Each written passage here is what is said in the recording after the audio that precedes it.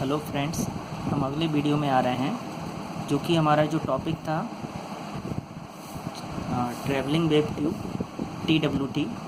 अभी वो टॉपिक पूरा नहीं हुआ था, उसका नेक्स्ट पार्ट में हम आते हैं। अगले पार्ट में हम अब देखते हैं कि slow wave structure, basically slow wave structure होता क्या है, TWT में हम लोग यूज करते हैं, क्यों यूज करते हैं स्लो वेव स्ट्रक्चर, वो यहाँ पे हम देखेंगे कि स्लो वेव स्ट्रक्चर का क्या काम है यहाँ पे। ठीक है, जैसे सबसे पहले मैं आपको यहाँ पे बता दे रहा हूँ कि स्लो वेव स्ट्रक्चर होता क्या है, फिर मैं आपको इसको डिटेल में बताऊँगा इसका क्या मतलब है। जैसे यहाँ पे आप देख रहे हैं कि slow wave structures are special circuits that are used in microwave tubes to reduce the wave velocity in a certain direction so that electron beam and the signal wave can interact. दोनों ही जो है electron beam और signal wave यानी कि जो RF signal field है वो एक दूसरे से इंटरेक्ट करें। जितना ज़्यादा इंटरेक्शन होगा इलेक्ट्रॉन बीम और RF फील्ड के बीच में, उतना ज़्यादा एनर्जी ट्रांसफ़र होगा। ठीक, आगे देखते हैं हम कि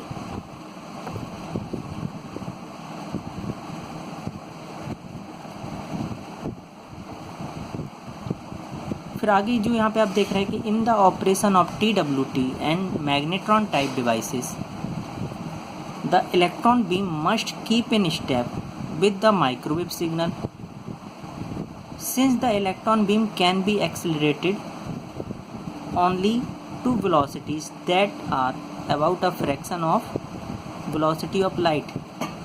hence a slow wave structure Slow wave structure must be used in microwave devices to make phase velocity of microwave signal equal to the phase velocity of electron beam for effective interaction. The commonly used slow wave structure is a helical coil with a concentric conducting cylinder.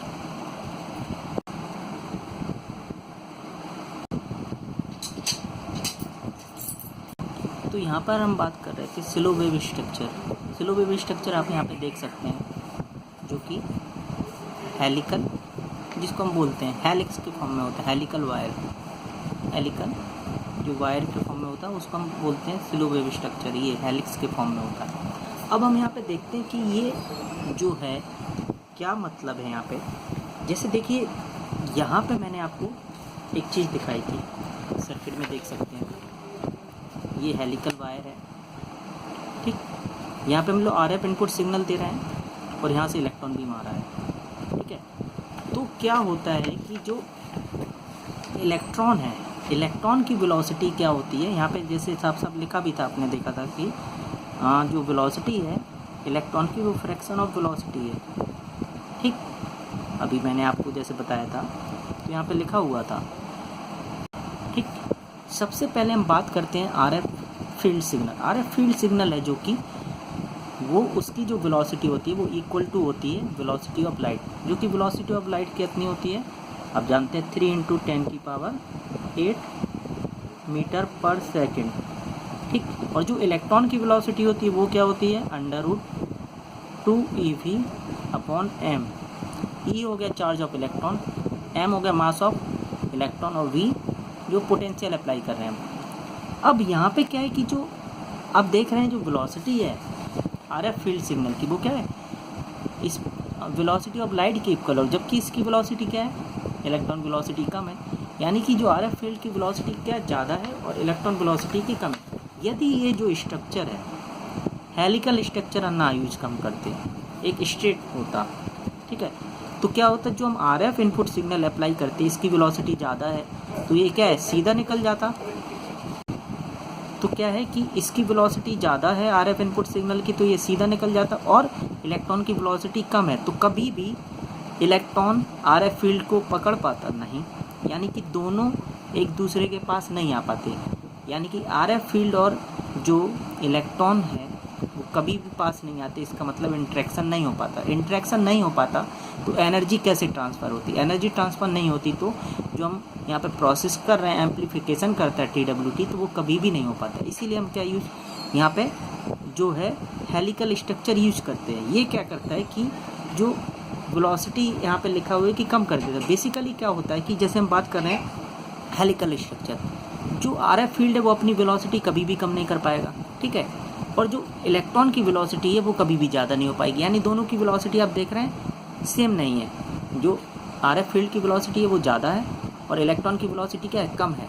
तो कभी भी ये ना ही अपनी velocity कम कर सकता है RF field, और ना इलेक्ट्रॉन अपनी वेलोसिटी बढ़ा सकता है। तो इसीलिए हम लोग ऐसा स्ट्रक्चर यूज़ करते हैं जिससे कि क्या है, जैसे मान लीजिए यहाँ पे हमने एक स्प्रिंग, आप स्प्रिंग जानते हैं, स्प्रिंग में अगर हम लोग रिफल इन कराएंगे तो सीधा जाएगा, ठीक है। कभी कभी क्या होता है कि टकरा के वापस आ जाता है, तो सेम वही है। अब देखो यहाँ पे जैसे मान लीजिए आपको पढ़ना है, आपको मुझसे पढ़ना है, तो किसको ज़रूरत है, आपको ज़रूरत है, मुझे है, आपको ज़रूरत है, तो आपको क्या करना होगा, आपको मेरे पास आना पड़ेगा, ना कि मैं आपके पास जाऊँगा। तो वही सेम कंडीशन है कि यहाँ पे जो सिचुएशन है, ज़रूरत किसको, RF फील्ड को है, ना कि इलेक्ट्रॉन को। तो RF फील्ड को ज़रूरत है, इसलिए क्या करेगा, RF फील्ड इसके पास जाएगा, ठीक है। RF फील्ड इसके पास जाएगा तो क्या होगा, यानी कि RF फील्ड को ज़रूरत है, यानी RF फील्ड को क्या करना होगा, इसके पास रहना होगा। तो इसीलिए क्या है, ये स्ट्रक्चर बनाया जाता है। जैसे इलेक्ट्रॉन जो है, इलेक्ट्रॉन सीधा मूव करता है, ठीक है, इलेक्ट्रॉन क्या है, इलेक्ट्रॉन यहाँ से सीधा जाएगा, सेंटर से पास करेगा। लेकिन जो RF फील्ड है, वो RF फील्ड क्या होगा, उसी वेलोसिटी से मूव कर रहा है, ऐसे घूम घूम के, ये ऐसे घूम घूम के मूव कर रहा है। इसका मतलब क्या हुआ कि इलेक्ट्रॉन अपनी वेलोसिटी से चल रहा है, RF फील्ड भी अपनी वेलोसिटी से ही मूव कर रहा है, लेकिन वो क्या कर रहा है, इलेक्ट्रॉन के चारों ओर चक्कर लगा रहा है, ठीक है। तो क्या होगा, इस हेलिकल स्ट्रक्चर में क्या होगा, उसका इंटरेक्शन बहुत ज़्यादा होगा, यानी RF फील्ड और इलेक्ट्रॉन है जो, उसका इंटरेक्शन क्या होगा, बहुत ज़्यादा होगा। तो इंटरेक्शन जितना ज़्यादा होगा उतना एनर्जी ट्रांसफ़र होगा, यानी इलेक्ट्रॉन क्या करेगा, अपनी एनर्जी ट्रांसफ़र करेगा। तो इसीलिए हम लोग क्या बनाते हैं यहाँ पे, हेलिकल स्ट्रक्चर, ठीक। तो यही कारण है कि स्लो वेव स्ट्रक्चर में जनरली हम लोग क्या यूज़ करते हैं, स्लो वेव स्ट्रक्चर यूज़ करते हैं, जो कि हेलिकल कॉइल होता है। तो TWT हुआ या मैग्नेट्रॉन टाइप डिवाइसेस हुए, इसमें हम क्या यूज़ करते हैं, आपका हेलिकल कॉइल, यानी स्लो वेव स्ट्रक्चर जो कि क्या होता है, हेलिकल कॉइल होता है, ठीक है। तो इसको हम यूज़ करते हैं। अब मैं आपको एक चीज़ बताता हूँ, जो मैंने आपको डायग्राम में पहले बताया था कि यहाँ पे एक एटीन्यूएटर लगा हुआ है। एटीन्यूएटर का देखिए बेसिकली क्या काम होता है, अब मैं आपको बताता हूँ। एटीन्यूएटर के यहाँ पे काम क्या होता है, जैसे कि यहाँ से जो इलेक्ट्रॉन है वो पास कर रहे हैं किससे, सेंटर से, हेलिक्स के। कुछ इलेक्ट्रॉन क्या होंगे, इस सेंटर से पास करेंगे तो क्या होगा, हेलिक्स से टकराएंगे। वो टकराने के बाद क्या होगा, वो वापस आएंगे किस में, इनपुट में लौट के आएंगे वापस, ठीक है। तो जब ये जो इलेक्ट्रॉन्स यहाँ से पास कर रहे थे और वो टकरा के क्या वापस आने लगे इनपुट में, तो एक तरह से क्या हो गया, फीडबैक हो गया, फीडबैक पाथ हो गया, क्योंकि जब जो चीज़ आगे जा रही है और फिर वो रिवर्स आए तो एक तरह से फीडबैक हो गया। और यदि यहाँ पे वर्कहॉर्सन क्राइटेरिया सेटिस्फाई हो जाता है, ठीक है, यदि यहाँ पे वर्कहॉर्सन क्राइटेरिया सेटिस्फाई हो जाता है तो यहाँ पे क्या आ जाएगा, ऑसिलेशन। लेकिन हम लोग तो इसमें क्या कर रहे हैं, एम्पलीफिकेशन। तो यहाँ पे क्या हो जाएगा, ऑसिलेशन आ जाएगा, और जबकि हम लोग कर क्या रहे हैं, एम्पलीफिकेशन। तो ये जो ऑसिलेशन होता है वो जो आपका होता है अनवांटेड ऑसिलेशन होता है, ठीक है। तो ये जो अनवांटेड आपका ऑसिलेशन होता है, इसीलिए हम क्या करते हैं, एटीन्यूएटर लगाते हैं। एटीन्यूएटर क्या करता है कि जो टकरा के वापस इलेक्ट्रॉन आते हैं उसे एब्जॉर्ब कर लेता है। और जो एटीन्यूएटर पर वोल्टेज होता है वो लगभग अप्रॉक्सीमेट जो होता है वो होता है आपका 1000 वोल्ट प्लस 1000 वोल्ट, ठीक है। तो यहाँ एटीन्यूएटर पे क्या होता है, बहुत ज़्यादा वोल्टेज होता है, प्लस 1000 वोल्ट। तो इसीलिए जो इलेक्ट्रॉन वापस टकरा के आते हैं उन्हें क्या कर लेता है, एब्जॉर्ब कर लेता है। लेकिन जाते हुए इलेक्ट्रॉन्स को नहीं करता है, जो टकरा के वापस इलेक्ट्रॉन आते हैं उन्हीं को एब्जॉर्ब करता है ये, ठीक है। तो इसका ये यानी एटीन्यूएटर का बेसिकली काम क्या है कि जो इलेक्ट्रॉन्स वापस आ रहे हैं, यानी जो अनवांटेड ऑसिलेशन हो रहा है TWT में, उसको अवॉइड करने के लिए हम यूज़ करते हैं एटीन्यूएटर।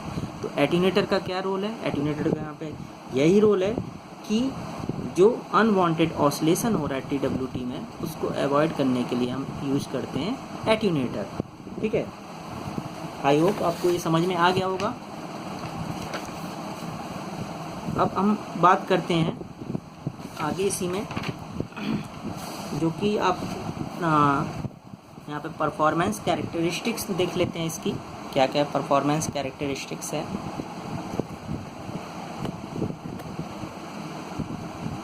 और एप्लीकेशन देख लेते हैं हम।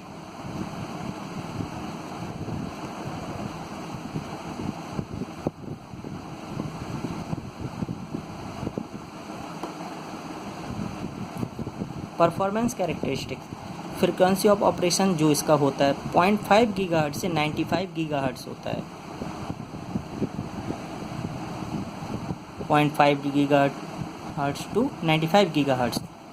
पावर आउटपुट होता है वो 5 मिलीवाट होता है 10 से 40 गीगाहर्ट्ज़।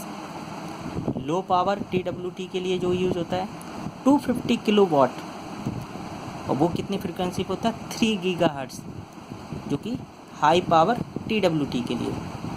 10 मेगावाट जो कि 3 गीगाहर्ट्ज़ पे यूज होता है पल्स के लिए, तो काफ़ी हाई पावर आउटपुट के लिए हम यूज़ कर सकते हैं। इफ़िशियंसी जो इसकी होती है 5 to 20% होती है। आगे हम एप्लीकेशन देखते हैं इसका।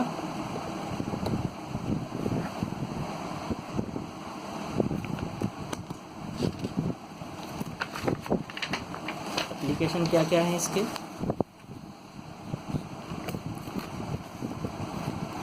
एप्लीकेशन यहाँ पे आप देखेंगे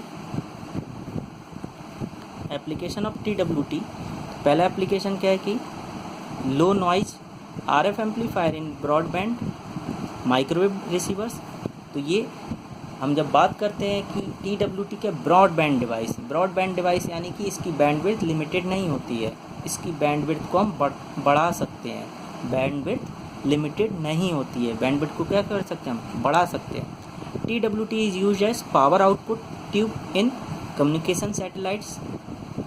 थर्ड पॉइंट है continuous wave high power TWTs are used in troposcatter links।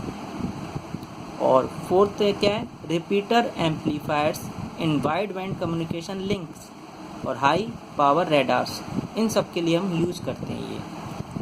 ठीक है, तो ये हो गया एप्लीकेशन। तो आई होप आपको समझ में आ गया होगा। ये TWT ख़त्म होता है यहाँ पे, TWT टॉपिक जो कि यहाँ पे मैंने आपके साथ डिस्कस किया। ठीक है, और सभी आप पार्ट यहाँ पे देख सकते हैं। पहला पार्ट देखिए, देन दूसरा पार्ट और देन तीसरा पार्ट। तो सभी पार्ट में आप देखेंगे कि आपको समझ में आ जाएगा आई होपफुली। तो आप इसको अच्छे से पढ़ें। ठीक है, कोई डाउट होता है तो बताएं। नेक्स्ट वीडियो हम मिलेंगे माइक्रोवेव ट्यूब्स के साथ। Thank you.